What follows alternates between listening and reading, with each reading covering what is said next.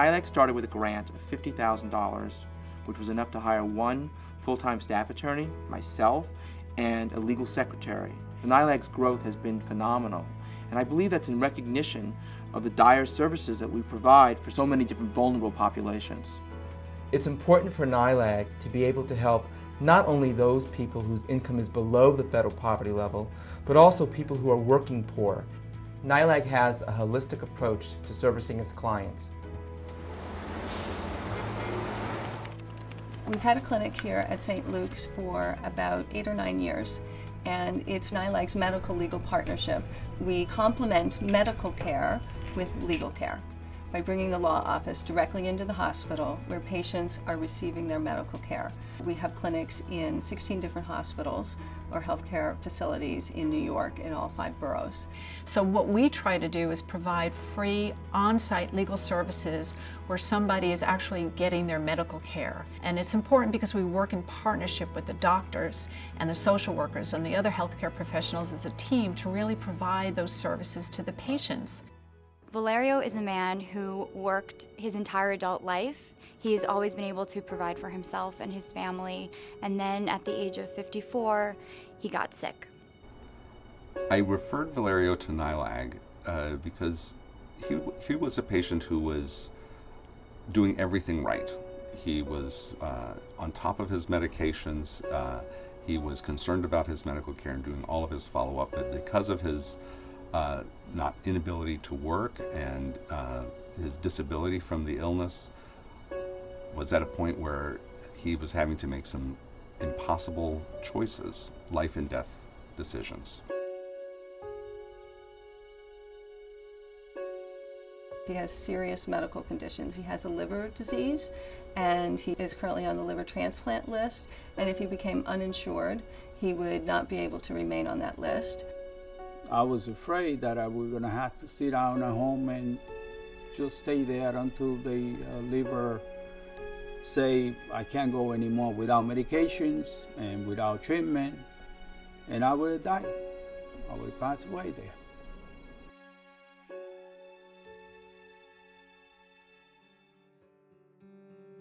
Well, when Valerio first came to us, he had just received notice that his Medicaid was going to be cut off.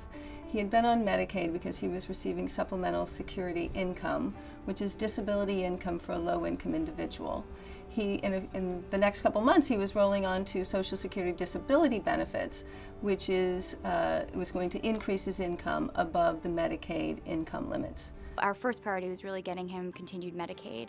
So the way that we did that is we set up a trust for him, and basically what that does is take the excess income and it puts it into a protected trust, and he can make payments through the trust for certain things like his rent, his bills. So his income is still protected, but Medicaid acknowledges this trust as separating that excess income. Espero que después del trasplante cambie la situación y todo vuelva a la normalidad como antes. Todos estamos esperando por ese momento. Sometimes it's difficult. Sometimes our clients die.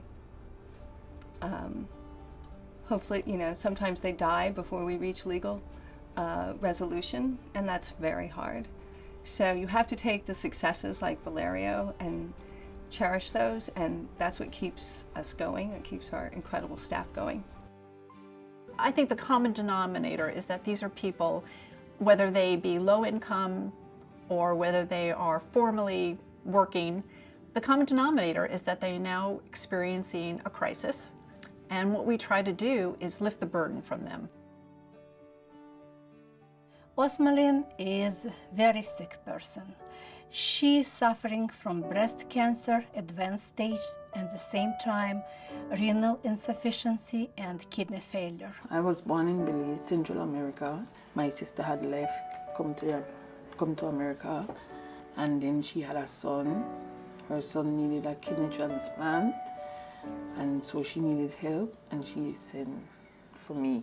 Osmalin became our client in early 2002. She was at one of cancer care centers in Manhattan, and she met our employee there. In New York City, over 1 million people who receive Medicaid, and there are hundreds of thousands of clients who receive public assistance or food stamps. Unfortunately, a significant number of those folks run into problems. Well, I was diagnosed in '97, and that was like a death sentence to me. Because then it was kind of hard for me to get like treatment. And then like for my medication too, it was hard because then I couldn't work because I was sick. And the medication then I have to take. If I couldn't get Medicaid, then I won't be able to afford to buy it from the pharmacy. A lot of our clients face terrible bureaucratic obstacles in obtaining and maintaining their government benefits, and that's where NYLAG and its staff come to help out our clients. We handled a lot of her legal issues. We requested on her behalf maybe 15 fair hearings because when we applied for her Medicaid, it was denied. Once you go to NYLAG and they take up your case, you don't have to worry. They will be with you every step of the way. We make a difference in people's life, and of course it makes your life meaningful as well. It's just tremendous, the work we do and how we help clients. It's an amazing experience when your client starts to cry and hugs you. And I think it's that type of feeling. That's what motivates me. I believe it's the same thing that motivates our staff, our volunteers, our board of directors, and everyone else that's involved with the New York Legal Assistance Group. I like the way they treat me, you know, and the way they receive me every time I need them. They never say no.